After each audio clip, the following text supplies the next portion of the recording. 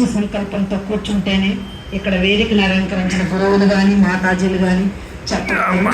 కావున అమ్మ మాతాజీ లక్ష్మమ్మ గారు చాలా ఆ పత్రిజీ గారి నిజంగా స్వామివారు చెప్పినట్టు, మా నారాయణ స్వామి గారు చెప్పినట్టు చాలా బాగుంది అమ్మవారి వాయిస్. ఎందుకంటే మన స్త్రీమూర్తులు ఇందులో చాలా తక్కువగా ఉన్నారనేదే మా స్వామివారి తపన. అందరూ ఎదగాలి, దీంట్లో వాక్చాతుర్యాన్ని పెంచి మనకు తెలిసిన ఏ కొంచెం జ్ఞానమైనా సరే మనం ఆచరిస్తూ 10 మందికి ఉపయోగపడేలా బ్రతకాలన్నదే వారి యొక్క సంకల్పం.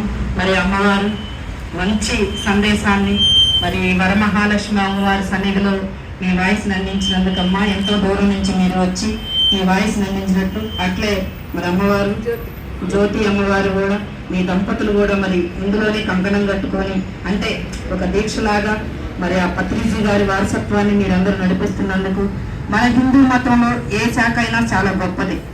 ఎందుకంటే దాన్ని 10 మీరు ఆచరించంటే మీ నిజ జీవితంలోని మీరు ధర్మనిష్టతో మీరందరూ ఆచరిస్తూ బోధ చేయటం చాలా మహోన్నతమైన విషయం.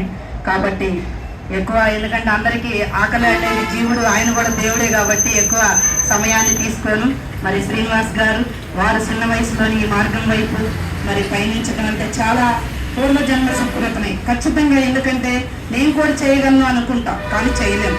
భగవంతుడు ఆ సన్నిధానానికి రానియడు కూడా.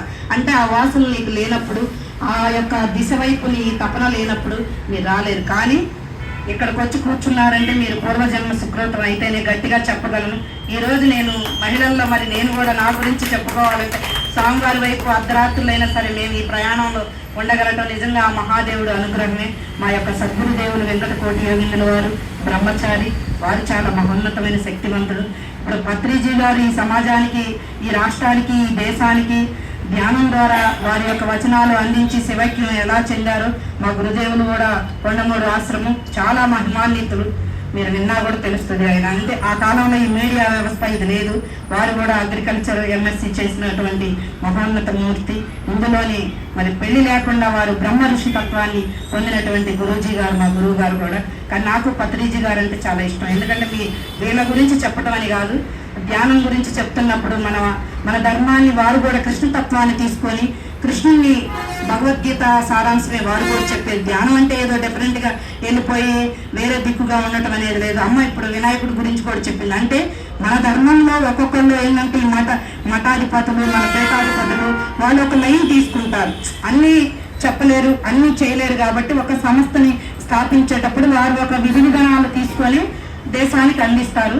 అందులో చాలా మహోన్నతమైన సామ్రాజ్యాన్ని నిర్మించి వారు ప్రజలకు మరి మన శ్రీనివాస్ తమ్ముడు లాంటి వాళ్ళకి చేతుల్లో పెట్టి వెళ్ళారు. అమ్మ మాతాజీ మీరందరూ కూడా 10 ఎదిగి దీంట్లో ధ్యానాన్ని ఇంకా ప్రజల వద్దకు తీసుకుపోయి అందరూ మంచి సాధన అంటే ధ్యానం చేసినందువల్ల మనకి చెడు ఆలోచన రాకుండా దైవత్వం వైపే మనం ఉంటాం. ధ్యానం అంటే దైవమే, కాకపోతే అది మీరు కూర్చొని మనసుని నిలకడ పెట్టి 10 మీకు మీరు స్ట్రాంగ్గా ఉండి ఇంకొకరికి ధైర్యాన్ని ఇస్తూ దాంట్లో ఎదగాలని మరి శ్రీనివాస్ తమ్ముడు ఎంతకన్నా దైవ ఆకలి కూడా లోన్ అవుతుంది. కాబట్టి మీరందరూ చాలా మంచి మాకు ఇక్కడికి రావటానికి అవకాశం కల్పించినటువంటి ముఖ్యంగా మరి మా సోదరుడు, మరి వారికి సోదరుడు అంటే ఈ మార్గంలో ఆ పదాలని ధర్మపత్ని మాధవి వెంకటరామరెడ్డి వారు కూడా ఇక్కడికి వచ్చిన దగ్గర నుంచి వరలక్ష్మి అమ్మవారి గురించి ఎంతో మందికి వారు మా గ్రామం వచ్చినప్పుడే కూడా భావతాపత్రయం అమ్మవారి గురించే ఆ ప్రచారం అని కాదు, ఆమె ఒక మహిమ అమ్మవారి గురించి మనం ప్రచారం చేసేది ఏం లేదు.